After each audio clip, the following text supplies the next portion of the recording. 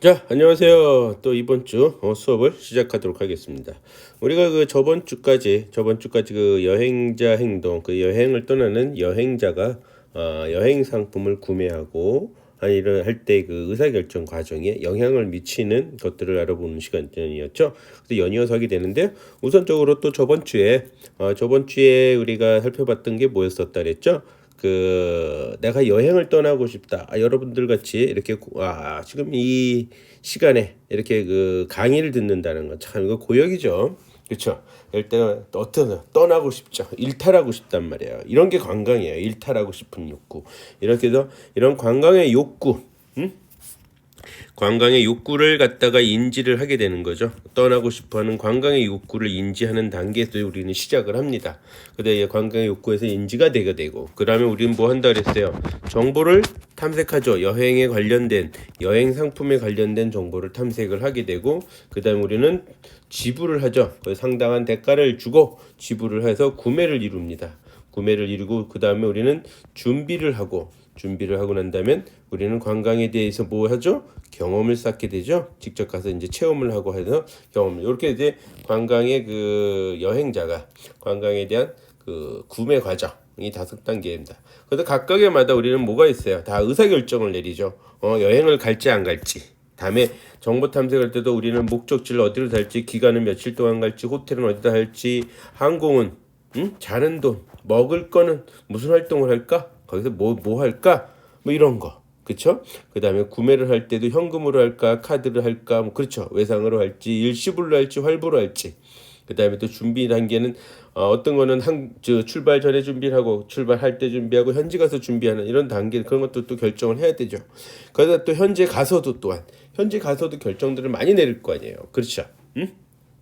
도착했습니다. 저녁에 밤에 저녁 식사 먹고 또 시간 그냥 바로 잘 수는 없잖아요. 보통 저녁 식사 한 7, 8시 먹게 되면 그 다음에 또 뭘 하게 될지 어떤 저녁에 어떤 버라이어티 아니면 그 나라의 그 지역에 어떤 특이한 민속 쇼가 있다든지 전통 쇼가 있다든지 아니면 재밌는 서커스가 있다든지 뭔가 다양한 이런 것들을 액티비티한 것들을 아니면 야시장을 갈지 안 갈지 야시장 가서 무엇을 사야 될지 이러한 것들이 결정을 계속 즉 여행 활동을 하면서 내내 뭘 한다 의사 결정을 내려야 돼요. 무언가 결정을 항상 내려야 된다는 거죠.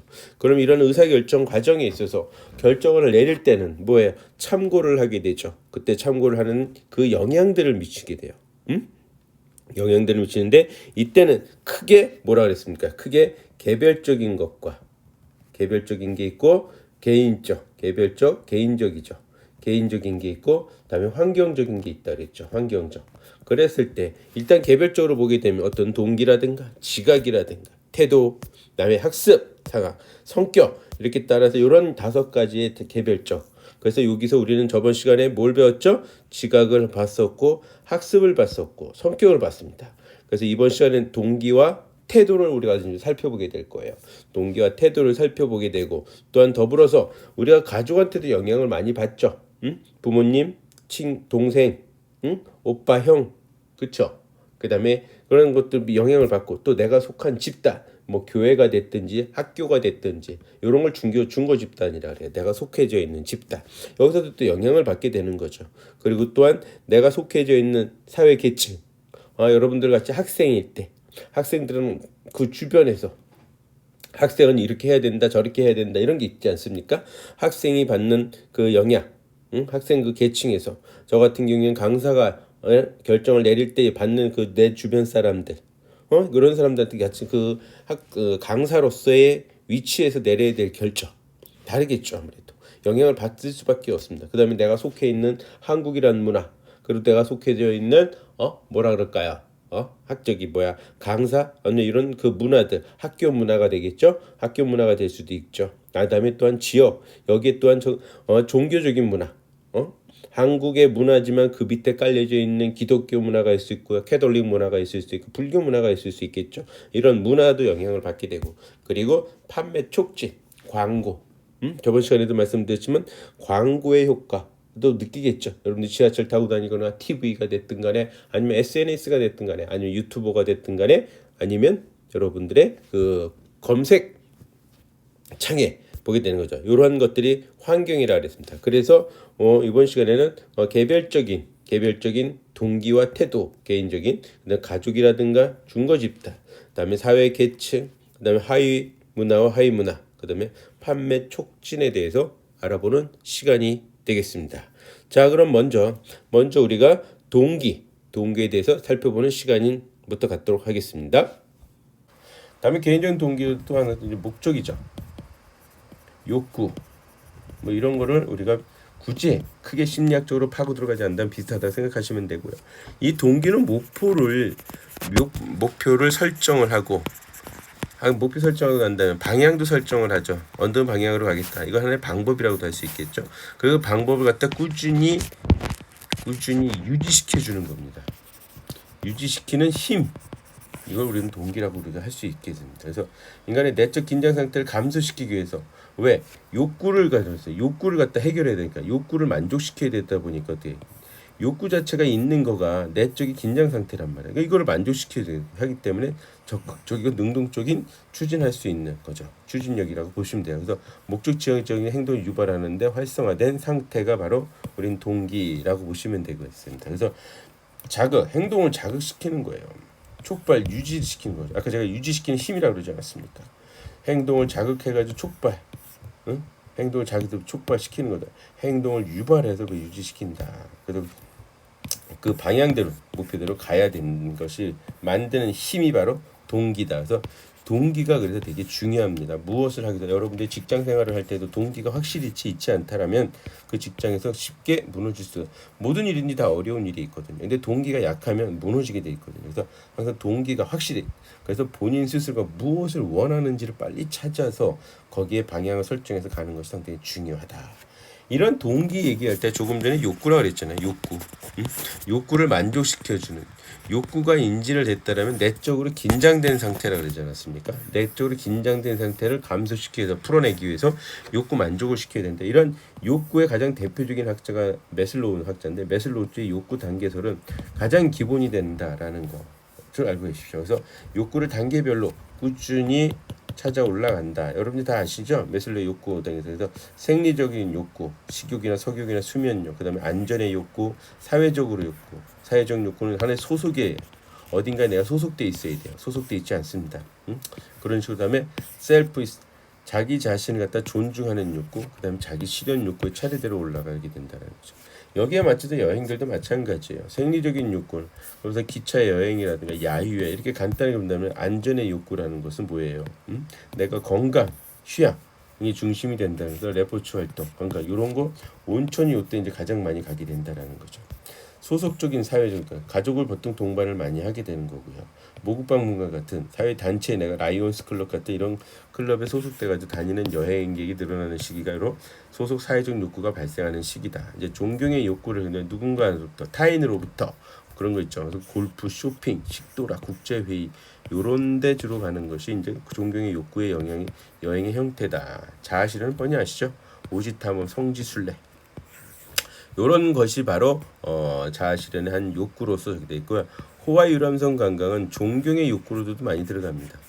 왜 호화 유람선은 스스로 생각하는 시간이 되게 많이 갖게 됩니다. 유람선 안에 있기 때문에. 그렇기 때문에 자아실현의 욕구의 기회도 발생할 수도 있지만 존경의 욕구로도 많이 다니는 것이 또 유람선 여행이다라고 보시면 될 것 같아요. 이 동기 이론에 있어서 또한 빠지지 않는 것이 댄의 요인 이론입니다. 영향을 주는 요인 이론입니다. 요인은 이 사람은 두 가지가 있다고 봤어요. 두 가지. 추진 요인, 유인 요인. 추진 요인은 뭐냐면 여행자가 일탈하게 만드는 거예요. 여행을 떠나게 만드는 요인들이죠. 예를 들자면 막 스트레스 이빨 받았을 때 혼자 외롭다는 걸 느끼거나 지쳤을 때 공부에 지치고 이 매연 도시를 떠나고 싶은 이 매연들 환경 떠나고 싶죠. 이런 것이 바로 추진 요인이다라고 보시면 될 것 같아요.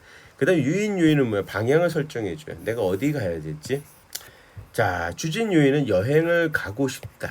여행 가야겠다. 라는 것이 나타난다라면 유인 요인은 어디로 갈까? 어디로 갈까? 라는 걸 시작하게 하는 것이다. 라고 보시면 될 것 같아요. 이 바닷가, 아름다운 바닷가, 맛있는 경치 좋은 데서 이런 식사를 멋있게 할 수 있는 이런 데를 갈까? 이런 것이 바로 유인 요인이다라고 보시면 됩니다. 어디로 갈지를 결정해 주는. 그래서 대내 요인으로는 크게 추진 요인, 푸시. 그러니까 푸시하는 내쫓아보는 추진 요인과 풀 당기고 있는 유인 요인 크게 두 가지로 나눠진다라고 보시면 될 것 같아요. 이렇게 나눠지지만 우리가 참고로 해야 돼. 추진 요인이 항상 우선적으로 앞선다. 그리고 나야 방향을 설정하는 거니까 그렇겠죠. 당연한 얘기겠죠. 다음엔 태도입니다. 태도. 우리가 이제 느낀 태도인데 이 태도는 학습에 의해서 형성이 됩니다. 어떤 신념. 이 태도는 뭐다? 행동을 유발하는, 행동을 일으키는 거예요. 행동으로서 정확히 표현은 유발, 이동시키는, 행동하게 하는 것이 바로 태도다. 태도는 학습에 의해서 변화시킬 수 있다라고 보시면 돼요. 일단 행동의 선입관, 선유경향이라고 표현하시면 될 거예요. 그래서 누군가의 대상을 보고 호의적이다, 비호의적이다 딱 반응을 나타나게 되죠. 이게 바로 태도예요. 태도는 선천적인 게 아니라 뭐다? 학습하는 거다. 그 다음에 태도는 비교적 오래 기간 지속이 된다. 그러나 변화된다. 이 뜻은 뭐야? 변화도 될 수 있다는 거죠. 태도는 행동하기로 하는 동기를 제공을 하게 되는 거고요. 태도는 좋고 나쁨을 평가하는 속성을 가지고 있습니다. 그렇기 때문에 우리가 딱 보고 나서 30초 이내로 호감이 간다, 비호감이다 이런 것이 나타난다라고 보시면 되겠죠. 다음에 태도의 이제 개요입니다. 태도 이제 인지적 학습에 의한다라면, 인지적 학습에 의한다면 태도를 갖다 바탕으로 구매 여부를 결정할 때 신념에 의한 태도를 형성하고, 신념의 태도를 형성을 하게 되죠. 이게 이제 태도가 호감적이다. 그렇게 되면 구매 여부가 결정이 되는 거예요. 제품의 각각 속성의 신념들이 있지 않겠습니까? 요소들의 각각의 요소 A, B, C, D 요소들이 있지 않습니까? 거기에 따른 신념이 각각이 다 있어요. 속성들에 대해서. 그래서 태도가 형성이 되죠. 호감적이냐 비호감이냐라는 것이 형성이 되면 구매 여부 결정이 된다는 거죠. 그래서 여행자의 태도는 마찬가지로 여행 상품이나 서비스에 대해서 생각하고 느끼고 행동하는 것을 반영하는 거잖아요. 그렇죠? 여행자 태도는 내가 이러이러 할 것이다. 여기 목적지에 가면 내가 이것을 느낄 것이고 난 이런 행동을 체험을 할 거야, 해야 될 거야. 그렇기 때문에 여행자 행동 의사결정에 매우 중요한 역할을 하게 된다라는 거죠. 이 태도가 나오질 않으면 여행을 또 안 떠나게 돼. 즉 행동을 하게 하는 거예요. 행동을 하게 하는 게 태도다라고 보시면 돼요. 자, 제가 지금 한 개인의 그 신념이라 했잖아요. 속성들, 어떤 대상에 대한 속성들에 대한 신념, 그리고 이 신념들에 대한 평가에 의해서 태도는 결정이 난다. 신념이 있습니다. 신념계. 그래서 호감이냐 비호감이냐라는 것을 결정을 하게 된다는 거죠. 그 신념과 그 속성들에 대한 평가, 신념과 평가가 의해서 결정이 난다라고 보시면 돼요. 자, 제가 이미지언 활동을 올렸습니다. 소렌토죠, 소렌토. 소렌토 차 좋죠? 백일량 갖고 우리가 잠깐만 따져볼게요. 소렌토의 백일량을 봤을 때 여기 소렌토의 백일량에 대해서 긍정적인 신념이 있는 친구가 있고 부정적인 신념이 있어요. 이 방금 차에 의해서 백일량은 뭐예요? 속성이죠, 속성. 그 속성에 대한 신념이 어떠냐를 보는 거예요. 속성에 대한 긍정적인 신념. 백일량이 크니까 파워가 강하기 때문에 참 좋겠다. 이게 좋은 긍정적인 신념입니다. 그러나 부정적인 신념은 또 있겠죠. 배기량이 크니까 연료가 많이 들어가네. 돈 많이 나가겠는데? 그럼 별로 좋지 않은 적이겠죠. 그래서 이런 긍정적인 신념이 되면 태도 형성이 긍정적에서 호감이 갈 것이고, 이렇게 부정적으로 연료가 많이 들어 돈이 많이 깨지겠다는 형성이 되면 부정적이 된다는 사실이에요.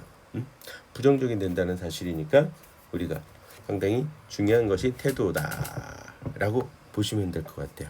자, 다음 시간은 가족이고요. 잠시 쉬었다 하도록 하겠습니다.